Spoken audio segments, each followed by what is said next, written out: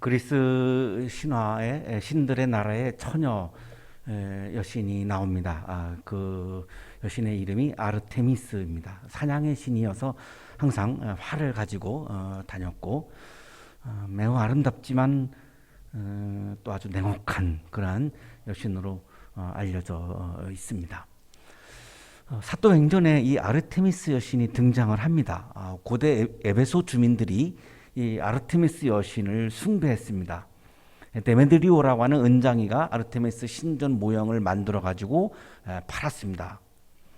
굉장히 장사가 잘 됐습니다. 그만큼 에베소의 많은 사람들이 이 아르테미스 여신을 숭배했다라고 하는 그런 증거이죠. 사도행전 19장 24절에 나옵니다.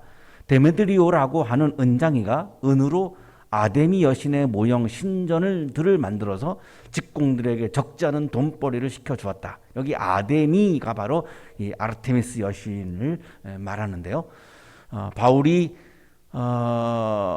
보이는 것으로 이렇게 신을 만드는 그것은 우상이다라고 이야기를 하면서 이 장사가 잘 안 되기 시작해서 이 은장이가 굉장히 바울을 괴롭히게 되는 그런 내용의 바로 이 아르테미스 신이 나오고 있습니다. 사냥꾼 알페이오스는 사람입니다. 그런데 이 아르테미스 여신에게 빠져가지고 쫓아다닙니다. 알페이오스의 짝사랑이죠. 이 아르테미스 여신은 인간인 알페이오스가 자신을 사랑하는 것이 아니라 자기가 신이니까 숭배하는 것이라고 생각을 합니다. 그래서 이 아르테미스 여신이 어느 날 알페이오스를 시험을 합니다. 이 아르테미스 여신이 자기의 시녀들하고 다 같이 얼굴에다가 진흙을 바릅니다. 이게 이제 인류 최초의 머드팩이라고 그렇게 이야기하는 사람도 있는데요. 얼굴에다가 진흙을 잔뜩 발라놓고 그 중에서 자신을 아르테미스를 찾아보라고 합니다. 이게 시험입니다. 근데 결국은 알페이오스가 아르테미스 여신을 찾지 못합니다. 내가 사랑하는 아르테미스를 찾지 못하고 알아보지 못했다고 하는 것에 이 알페이오스가 굉장히 충격을 받습니다. 내가 사랑하는 게 아닌가 봐. 이런 사랑에 대한 확신을 이제 잃어버리게 되고 결국에는 알페이오스는 사랑에 실패하고 맙니다. 이 알페이오스가 두 번째 사랑을 만나는데요. 님프 아레투사입니다. 이 아레투사가 모욕하는 것을 보다가 이 알페이오스가 그녀에게 빠지게 되고 사랑을 고백을 했는데 아레투사가 거절을 합니다. 끈질기게 이 알페이오스가 아레투사를 쫓아다니는데 아레투사는 계속해서 도망을 칩니다. 외사랑이죠. 짝사랑은 상대방이 모르는 상황에서 내가 혼자 좋아하는 것이 짝사랑이고 내가 고백을 했는데 거절당해서 이루어지지 않는 것을 바로 이제 외사랑이라고 하는 건데 지금 알페이오스는 외사랑을 하고 있는 거죠. 이 아레투사가 이오니아 해를 건너가지고 시칠리아까지 도망을 칩니다. 지도를 보시면 오른쪽에 그리스가 있죠. 여기에서 이오니아해 바다를 건너서 이탈리아 남부에 있는 시칠리아 섬까지 도망을 아레투사가 이제 한 거죠. 이 도망치는 길에서 아레투사가 아르테미스 여신을 만납니다. 그러니까 쫓기는 몸이니까 아르테미스 여신에게 자기를 샘물로 변화시켜달라고 부탁을 합니다. 자기를 못 찾게 하려고 하는 거죠. 그래서 샘물로 변하게 되죠. 그런데 이 알페이오스가 아레투사를 포기하지 않습니다. 알페이오스는 사랑을 이루기 위해서 강물이 됩니다. 자기가 강물에 뛰어들어가지고 스스로 강물이 됩니다. 사랑하는 여인이 물이 됐기 때문에 자신도 사랑을 위해서 물이 된 거죠. 이 알페이오스는 그래서 알페이오스 강이 됩니다. 그리스에 있는 강이 된 거죠. 시칠리아에서 그 이제 모습을 이제 드러내게 됩니다. 그곳에서 샘물로 변한 아레투사를 다시 만나고 서로 몸을 섞게 되고 그들은 사랑을 하게 됩니다. 물과 물이 만나서 샘물과 강물이 만나서 한 몸이 되고 사랑을 이루게 된 거죠. 작가 송정림 님의 해설입니다. 알페이오스는 사랑하는 이에게 나에게 너를 맞춰달라고 요구하지 않았다. 왜 나를 사랑해 주지 않느냐고 채근하지도 않았다. 그저 조용히 상대에게 흘러 들어가 상대의 모습이 되어 주었다. 상대방에게 나를 닮아라, 나를 따라와라 요구하는 게 아니라 스스로의 모습을 낮춰서 그에게 흘러 들어가는 것이다. 고대 그리스인들은 사랑이라고 하는 것을 이렇게 해석을 한 거죠. 사랑이란 뭐냐? 사랑이란 그 사람에게 스며 들어가는 것이다. 내가 누군가를 사랑한다라고 하는 말은 내가 그 사람을 내 마음대로 하는 것이 아니라 내가 그 사람을 사랑한다라고 하는 말은 내가 그 사람의 존재 안에 내가 스며 들어가는 것. 그것이 바로 사랑이다라고 하는 것이 고대 그리스인들의 사랑에 대한 이해였고 해석이었던 것입니다. 오늘 우리들의 질문은 그러면 하나님을 사랑한다라고 하는 것은 어떻게 하는 것인가라고 하는 겁니다. 매우 어려운 문제죠. 하나님은 눈에 보이지도 않습니다. 손을 잡을 수도 없지요. 안을 수도 없지요. 입을 맞출 수도 없습니다. 어떻게 하나님을 사랑합니까?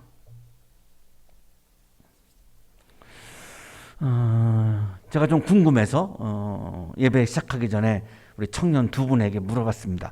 하나님을 사랑하는 것은 어떻게 하는 거라고 생각해요? 두 청년이 대답을 하셨어요. 굉장히 어려운 질문인데 아주 그냥 명쾌하게 대답을 하셨는데요. 그게 맞느냐 틀리느냐의 문제가 아니라 어려운 문제라고 하는 거죠. 하나님을 사랑하는 것은 어떻게 하는 것인가? 우리가 신앙생활 한다라고 하는 것, 내가 그리스도인으로 산다라고 하는 것은 하나님을 사랑하며 사는 것을 전제하는 건데요. 그럼 하나님을 사랑하는 것은 어떻게 해야 내가 하나님을 사랑하는 것인가? 고대 그리스인들의 이해를 우리가 빌린다면 하나님이 좋아서 하나님에게 스며들어가는 거죠. 그런데 하나님이 내 앞에 없으니까 스며들어가기가 어렵죠? 그러면 내 앞에 있는 것은 뭐죠? 하나님의 말씀입니다. 하나님이 말씀으로 존재하는 거죠. 말씀이 육신이 되었다라고 되어 있죠. 요한복음 1장에 말씀이 육신이 되었어요. 그 육신이 예수 그리스도예요. 그러니까 예수님에게 스며들어가는 거죠. 근데 예수님은 승천하셔가지고 지금 내 앞에 안 계시죠. 어떻게 예수님에게 스며들어가죠?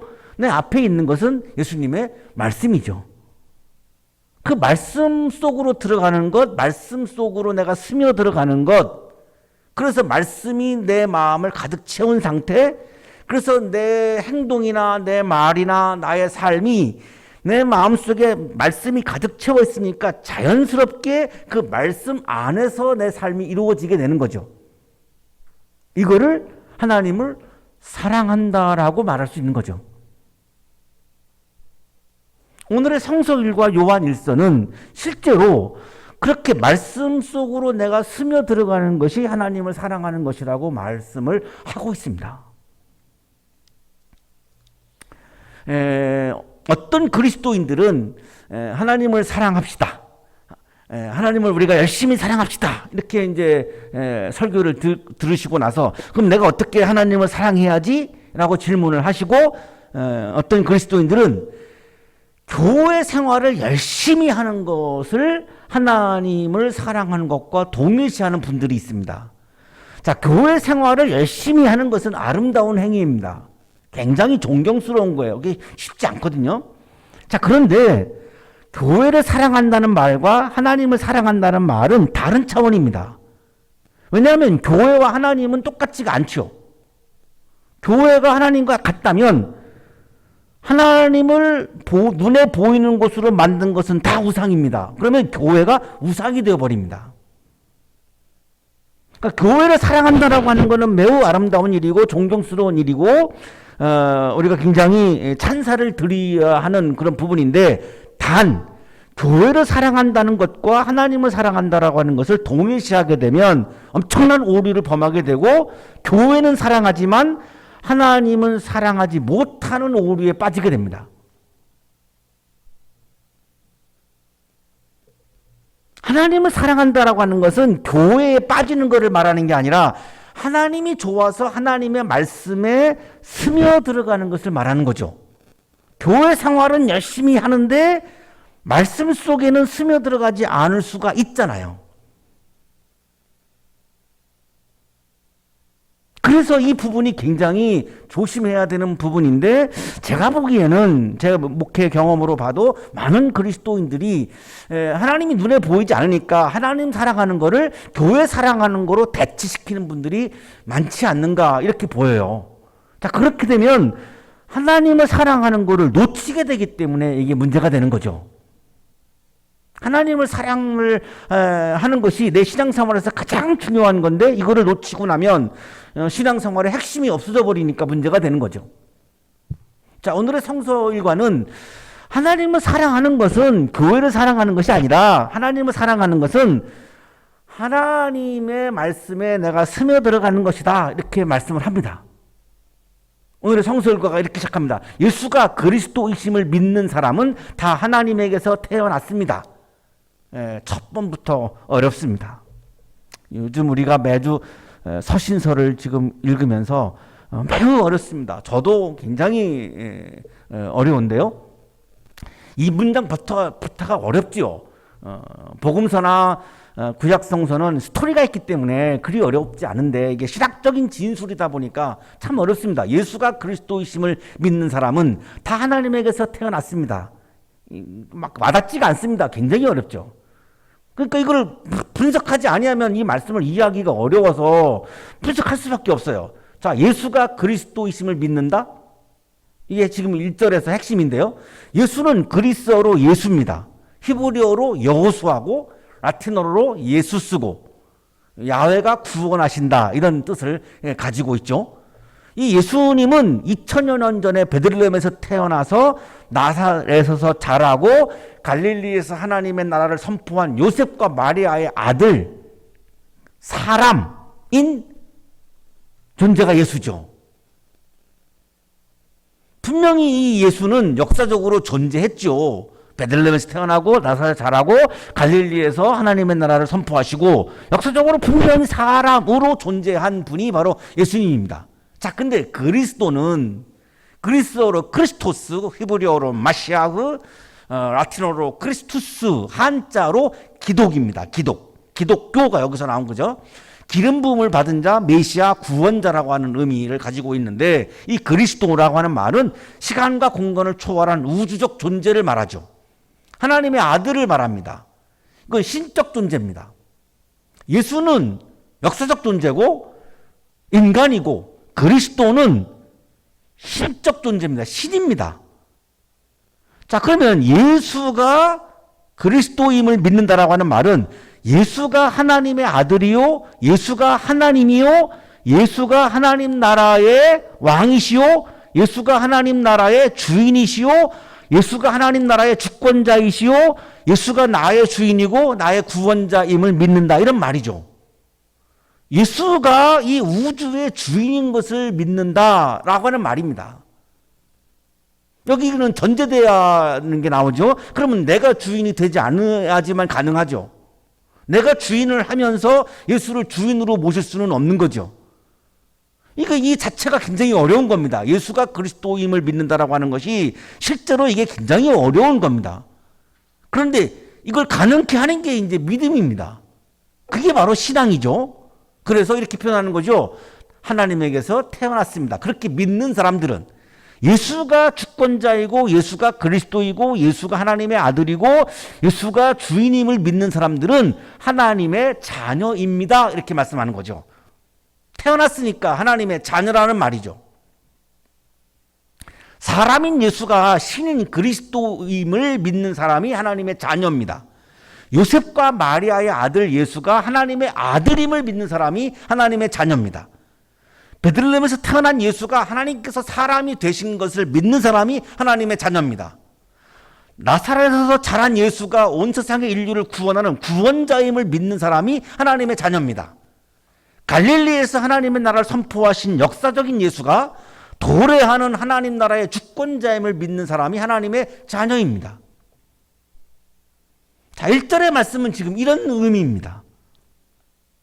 누가 하나님의 자녀인가? 예수가 주님을 믿는 사람이 하나님의 자녀이다. 이렇게 말씀하고 있는 거죠. 낳아주신 분을 사랑하는 사람은 다 그분이 낳으신 이도 사랑합니다. 하나님을 사랑하는 사람은 하나님의 아들도 사랑한다. 다시 말하면 예수를 사랑하지 않는 사람은 하나님을 사랑하는 것이 아니다. 이런 말씀이죠. 요한일서를 기록할 당시에 영지주의자들이 있었는데 이들은 영과 육을 이원론적으로 구분을 하고 영은 거룩하지만 육은 더럽기 때문에 예수님은 육신이 없다고 주장을 하고 예수님의 육신을 부정했습니다. 그러면 요한복음 1장 1절에 말씀이 육신이 되었다라고 하는 말씀을 부정하게 되죠. 예수는 육신이 없다는 거예요. 이게 영지주의자들의 주장이에요. 자, 그래서 그거는 예수를 사랑하는 게 아니죠. 예수를 부정하는 거죠. 그래서 이렇게 강조하는 거예요. 예수를 사랑하는 사람이 하나님을 사랑하는 사람이 아니냐. 요셉과 마리아의 아들 예수가 하나님의 아들임을 인정하는 사람이 하나님을 사랑하는 사람이 아니냐. 이렇게 지금 말씀하는 거죠. 우리가 하나님을 사랑하고 또 계명을 지키면 이로써 우리가 하나님의 자녀를 사랑한다는 것을 압니다. 하나님을 사랑하는 것은, 자, 여기 이제 3절이 오늘 핵심이에요. 하나님을 사랑하는 것은 이렇게 나오잖아요. 하나님을 사랑한다라고 하는 게 뭔가? 하나님을 사랑하는 것은 우리가 주목해야 되는 말씀이에요. 하나님을 사랑하는 것은, 하나님을 사랑한다라고 하는 것은 어떻게 하는 거냐? 분명히 말씀을 합니다. 아주 구체적으로 말씀을 합니다. 그 계명을 지키는 것입니다. 하나님을 사랑한다라고 하는 것은 하나님의 계명을 지키는 것이다. 굉장히 딱딱하죠? 계명을 지킨다 그러니까 뭔가 의무적인 것 같고 굉장히 막 무거운 것 같고 힘든 것 같고 이런 건데 이걸 다른 버전으로 말씀드리면 이런 거죠. 하나님의 말씀에 스며들어가는 거다. 같은 말입니다. 하나님의 말씀이 내 마음을 채워서 내가 하나님의 말씀 안에 존재하고 하나님 말씀 안에서 살아가고 하나님 안에서 내가 생각을 하고 하나님 안에서 말을 하고 내가 하나님 안에서 사회생활하고 내가 그냥 하나님 말씀 안에서 살아가는 것을 말하는 겁니다. 근데 그게 계명을 지킨다라고 하는 게 의무적으로 한다는 말이 아니라 하나님이 좋아서 나도 모르게 하나님의 계명을 지키고 있는 겁니다. 이게 내가 말씀 안에 있는 상태인 거죠. 이걸 의무적으로 지키는 거라고 하는 그런 말씀이 아닙니다. 하나님이 좋아서 하나님의 말씀을 좋아하고 그 말씀에 스며들어간 상태인 거죠. 그러니까 억지로 하는 게 아닙니다. 하나님의 말씀에 스며들어갔다라고 하는 말은 나도 모르게 거기에 빠져 들어가서 그냥 말씀 안에서 내가 살아가고 있는 거죠. 이 상태가 하나님을 사랑하는 것이다. 이렇게 말씀하는 겁니다.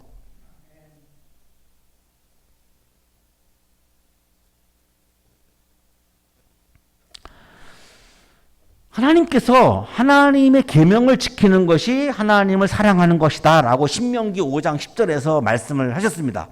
그러나 나를 사랑하고 나의 계명을 지키는 사람에게는 나를 사랑한다라고 하는 것은 뭐냐? 나의 계명을 지키는 것이다. 그 사람에게는 수천대 자손에 이르기까지 한결같은 사랑을 베푼다. 하나님을 사랑한다라고 하는 것은 하나님의 계명을 지키는 것, 하나님의 말씀 속에 스며들어가는 것이고 그 사람에게는 하나님께서 한결같이 사랑을 베풀어 주신다. 이렇게 말씀하신 거죠. 자, 예수님의 제자들이 어느 날 예수님께 질문을 했죠. 계명이 많습니다. 구약에 있는 계명 그러면 뭐 엄청나죠. 뭐 레위기, 민수기, 신명기 여기에 나와 있는 계명만 해도 뭐 엄청나니까요. 그래서 제자들이 이제 예수님께 물은 거죠. 스승한테 이 계명 중에 가장 중요한 계명이 뭐예요? 너무나 많으니까 좀 가장 중요한 계명을 좀 말씀해 주세요. 그거는 우리가 좀 지켜야 되지 않겠습니까? 선생님, 율법 가운데 어느 계명이 중요합니까? 그러니까 예수님이 대답을 하신 거죠. 내 마음을 다하고 내 목숨을 다하고 내 뜻을 다하여 주 너희 하나님을 사랑하여라 하였으니 이것이 가장 중요하고 어떤가는 계명이다. 하나님을 사랑하는 것이 가장 중요한 계명이다라고 말씀한 거죠. 둘째 계명도 이와 같과 같은데 우리가 주목해야 되는 게 여기입니다. 둘째 계명도 이것과 같다? 첫째 계명과 같다는 말이에요. 내 이웃을 내 몸과 같이 사랑하여라 한 것이다. 이 두 계명에 온 율법과 예언서의 본뜻이 달려있다. 율법, 예언서 그러면 구약 전체를 말하는 겁니다. 구약의 모든 율법의 본뜻은 하나님을 사랑하고 이웃을 사랑하라라고 하는 건데 그 하나님 사랑과 이웃 사랑은 같은 것이다. 이렇게 대답을 예수님께서 하신 겁니다. 자, 이 계명을 지키는 것이 하나님을 사랑하는 거죠. 그러면 이 계명의 내용이 뭡니까? 하나님을 사랑하는 거고 이웃을 사랑하는 거죠. 이 중에 어느 하나도 빠지면 안 되는 거죠. 이게 같은 거니까요. 이걸 나누면 안 되는 거죠. 같은 겁니다. 그래서 지난 시간에 우리가 읽었습니다만 하나님을 사랑한다라고 하는 것은 이웃을 사랑하는 거다. 이웃을 사랑하지 아니하면서 하나님을 사랑한다라고 말하는 것은 거짓말이다. 이런 우리가 본문을 지난주에 읽었지 않습니까? 예수님이 직접 이렇게 대답을 하신 거예요. 계명을 지키는 거라고. 그 계명은 하나님 사랑, 이웃 사랑이라고. 이것이 구약의 본 뜻이라고. 그 두 가지는 같은 것이라고. 하나님을 사랑하는 것은 이웃에게 사랑을 실천하는 것이라고. 이거를 하라고. 그러면 계명을 지키는 것이라고. 계명을 지키면 어떻게 됩니까? 하나님을 사랑하는 거가 되는 거죠. 한희신 교수님의 주석입니다. 두 가지 사랑은 서로가 상대편의 진정성을 증명하고 강화시켜 주기 때문이다. 형제 사랑은 하나님 사랑의 증거이고 그 반대 역시 사실이다. 하나님 사랑과 형제 이웃 사랑은 서로가 서로를 증명해 주는 거다. 하나님을 사랑하는 걸 어떻게 확인하는가? 형제 사랑하는 것을 보면 된다. 형제를 정말로 사랑하는 것인가를 어떻게 확인하는가? 하나님 사랑하는지를 보면 알 수 있다. 이 두 가지가 서로가 서로를 증명시켜주는 관계다라고 이렇게 주석을 하고 있습니다. 하나님에서 태어난 사람은 다 세상을 이기기 때문입니다. 세상을 이긴 승리는 이것이니 곧 우리의 믿음입니다. 여기 이것도 참 세상을 이긴다라고 하는 표현이 굉장히 오해도 많고 또 난해하기도 한데요. 우리가 살고 있는 이 세상을 이긴다 그런 의미는 아니죠. 우리가 세상은 하나님의 피조물입니다. 세상은 하나님의 피조물이지 무슨 악마의 피조물이 아닙니다. 하나님이 보시기에 좋다라고 감동하셨던 그런 세상이기 때문에 이 그런 세상이 악하니까 세상을 이긴다 이런 의미로 보면 안 됩니다. 하나님의 자녀는 예수가 그리스도요 메시아요 구원자요 하나님의 아들임을 부정하는 세력을 이긴다 이런 말씀입니다. 그 당시에 많은 영지주의자들, 많은 이단 사상을 지닌 사람들이 교회를 굉장히 어지럽히고 혼란스럽게 만들었는데요. 이들은 핵심적으로 보면 예수가 그리스도임을 부정한 사람들입니다. 그런 사람들 때문에 교회가 혼란에 빠졌는데 그 사람들을 이긴다라고 하는 겁니다. 예수가 그리스도임을 믿는 사람들은 예수가 그리스도임을 부정하는 사람들을 이긴다 이거죠. 뭐로? 믿음으로. 곧 우리의 믿음입니다. 요한일서를 기록할 당시에 요한 공동체는 두 부류가 있었는데요. 첫째는 유대인 그리스도인입니다. 이들은 예수님의 신성을 부정했습니다. 예수님은 요셉과 마리아의 아들이고 하나님의 아들이 아니라는 거죠. 그래서 이게 이 에비온파가 여기에서 이제 등장을 해가지고 유대인 중에서 등장을 해가지고 예수를 하나님의 아들로 인정하지 않았던 거죠. 둘째는 헬라인 그리스도인들인데 이들은 예수님의 인성을 부정했습니다. 여기서 이제 영지주의가 나온 건데요. 가현서를 주장을 하죠. 예수님은 육신을 가지고 있지 않고 가짜로 나타났다. 그러니까 육신이 없는데 있는 것처럼 보이는 것뿐이다. 이런 주장이에요. 그러니까 예수와 그리스도는 동일한 존재가 아니고 별개의 존재라고 주장을 한 거죠. 이러한 영지주의자들 그리고 에비온파 사람들 이런 사람들이 요한 공동체라고 하는 오늘날로 말하면 교회인데요. 굉장한 영적으로 분열을 일으키고 혼란을 이제 일으켰던 거죠. 이 사람들을 이기는 걸 말하는 거죠. 어떻게? 믿음으로. 그 믿음은 뭐냐? 예수가 그리스도임을 믿는 거. 예수가 그리스도임을 믿는 사람들은 그러면 어떤 사람들이냐? 하나님을 사랑하는 사람. 하나님을 사랑하는 사람 어떤 사람이냐? 하나님을 사랑하고 이웃을 사랑하라고 하는 하나님의 말씀 속에 스며들어간 사람들. 세상을 이기는 사람은 누구입니까? 예수가 하나님의 아들이심을 믿는 사람이 아니고 누구겠습니까? 자, 5절에서 분명히 이렇게 말씀하죠. 자, 그 사람들을 이단을 퍼뜨리고 있는 그런 사람들을, 예수가 그리스도임을 믿지 않는 사람들을 이기는 사람은 누굽니까? 예수가 그리스도임을 믿는 사람들이 아니고 누가 이기겠습니까? 이러한 세력을 이기는 사람은 예수가 하나님의 아들이심을 믿는 사람들입니다. 이런 말씀이죠. 하나님을 사랑하는 것은 하나님을 사랑하고 이웃에게 사랑을 실천하는 하나님의 계명을 지키는 것이고, 예수가 그리스도임을 믿는 것이다. 예수가 그리스도임을 믿는다라고 하는 것은 예수가 주권자임을 믿는 것이다. 하나님의 아들이요, 하나님 나라의 주인이요, 예수가 온 우주의 주인임을 믿는 것이다. 이런 말씀이죠. 그는 물과 피를 거쳐서 오신 분인데 곧 예수 그리스도이십니다. 그는 다만 물로써 오신 것이 아니라 물과 피로써 오셨습니다. 성령은 증언하시는 분입니다. 성령은 곧 진리입니다. 자, 하나님을 사랑한다라고 하는 거는 이제 두 가지로 요약이 됐죠. 하나님의 계명을 지키는 것. 하나님의 계명은 하나님 사랑, 이웃 사랑. 두 번째는 하나님 사랑한다라고 하는 것은 예수를 온 우주의 주인으로 내가 모시는 것. 이 두 가지가 하나님 사랑하는 거다라고 말씀을 하시고 나서 맨 마지막에 그것은 성령이 증언한다 이렇게 말씀합니다. 자, 물과 피를 말씀하죠. 예수께서 물로 세례를 받으실 때에 성령께서 예수가 하나님의 아들이라고, 메시아라고, 그리스도라고 증언을 하시죠. 마가복음 1장 10절 11절입니다. 예수께서 물속에서 막 올라오시는데 하늘이 갈라지고 성령이 비둘기같이 자기에게 내려오는 것을 보셨다.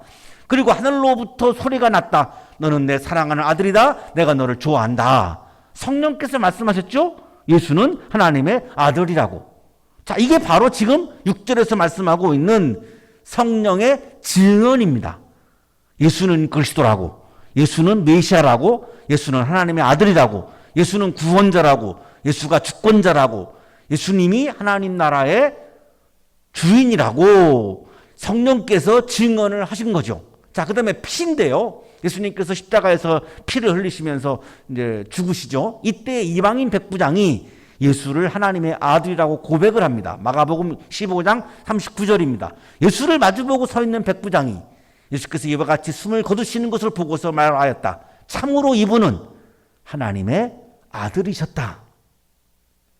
성령께서도 증언하셨고 유대인이 아닌 이방인도, 로마의 군인도 예수를 하나님의 아들이라고, 예수가 그리스도라고, 예수가 메시아라고, 예수가 우주의 주인이시라고, 하나님 나라의 주인이라고 성령께서도 증언하셨고 이방인도 증언하신 거죠.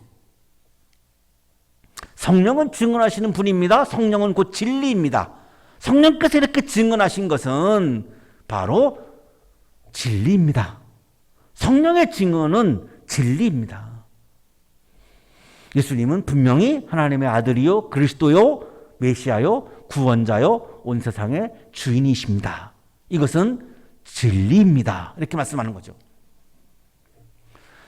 하나님을 사랑한다라고 하는 것은 하나님을 사랑하고 이웃에게 사랑을 실천하라는 하나님의 계명을 지키는 것, 그것이 바로 하나님을 사랑하는 겁니다. 하나님을 사랑하지 않고 이웃을 사랑하지 않는 것은, 이웃을 사랑하지 않는 것은 하나님을 사랑하는 것이 아닙니다.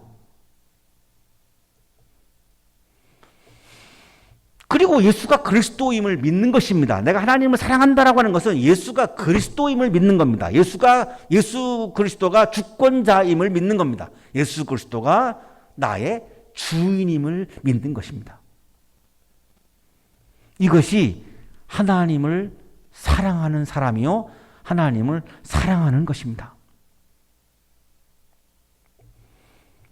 하나님의 말씀 속에 스며들어가고 예수 그리스도를 나의 삶의 주인으로 모셔서 사랑의 기쁨이 가득한 여러분의 삶이 되시기를 주님의 이름으로 축복합니다. 거룩하신 주님, 하나님을 사랑하려고 하는 마음은 있지만 어떻게 하나님을 사랑해야 할지 몰라서 사랑을 하지 못하는 순간들이 많았음을 고백합니다. 다른 것을 하나님을 사랑하는 것이라고 또한 오해한 부분도 많이 있음을 고백합니다. 하나님을 사랑하는 것은 하나님의 말씀 속에 스며들어가서 예수 그리스도를 나의 구원자로 주인으로 모시는 것이라고 분명히 말씀해 주셔서 감사합니다. 우리의 마음속에 하나님의 말씀을 가득가득 채워서 말씀 안에 존재하며 주님과 주고받는 사랑의 기쁨이 가득한 삶이 되게 하여 주옵소서. 예수 그리스도 이름으로 기도하옵나이다. 아멘.